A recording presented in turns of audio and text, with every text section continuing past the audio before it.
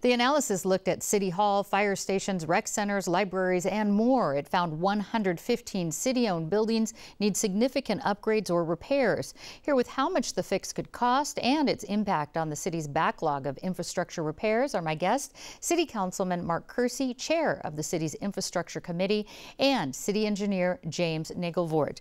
And Mark, what kind of repairs and infrastructure problems did this report find in city buildings? Well, all kinds of things. We did a comprehensive assessment. It's still ongoing, actually, so we're going to get more data later this year. But we're talking about everything from electrical systems to carpet and paint, elevators. I mean, pretty much anything that you would find inside a building got looked at, and it's all very important to understand the condition of this, because we need that good data so that we know the magnitude of the problem that we're trying to solve. And speaking of conditions, the 349 buildings surveyed, James, I understand were ranked good, fair, or poor. What are some of the city's buildings that got a poor grade? So if you go down to City Hall, the City Administration Building is rated as poor. There's also what we call the Cobb Building. This is where DSD operates out of this down the city of that.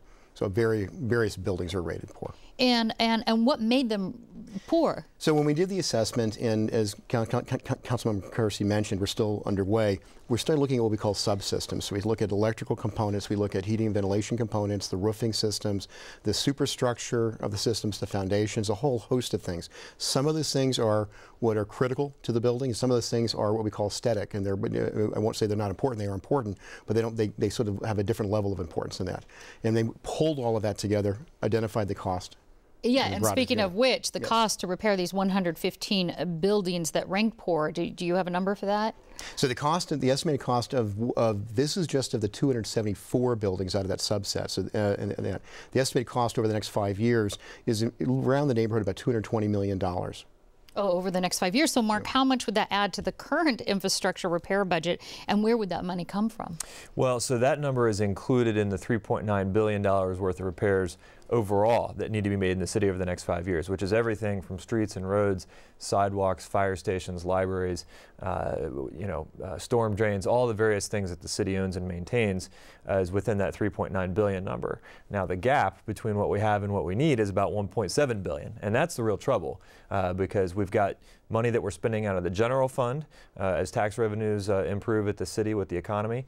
We've got money out of a deferred capital bond series that we've been working on for the last few years. So we've got some money, but it's essentially just a down payment. But some of that money to close that gap. Absolutely. From what we know. We were talking about that these buildings surveyed were about half of the city-owned buildings. Is there a plan to survey the other half? Yes, so that's ongoing, and we should have that data.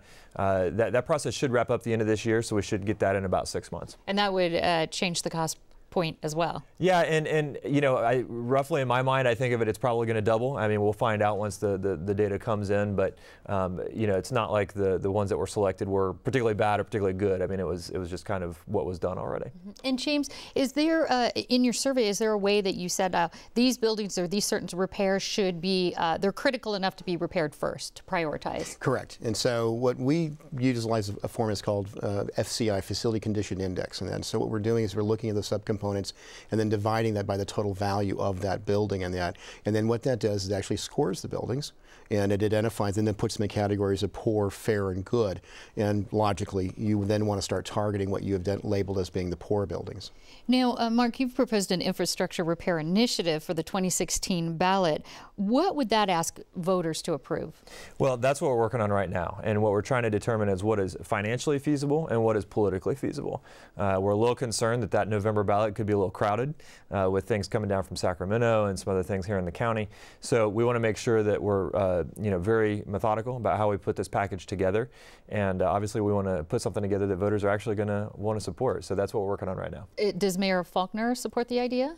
He's very open to discussing it, yeah, and since we're still formulating it, he hasn't taken a position yet, but obviously when the time comes, I'll hope we can get his support, but right now we're still in the planning stage of figuring out what makes sense. All right, City Councilman Mark Kersey and City Engineer James Nagelvoort, thank you so much. Thank you. Thank you.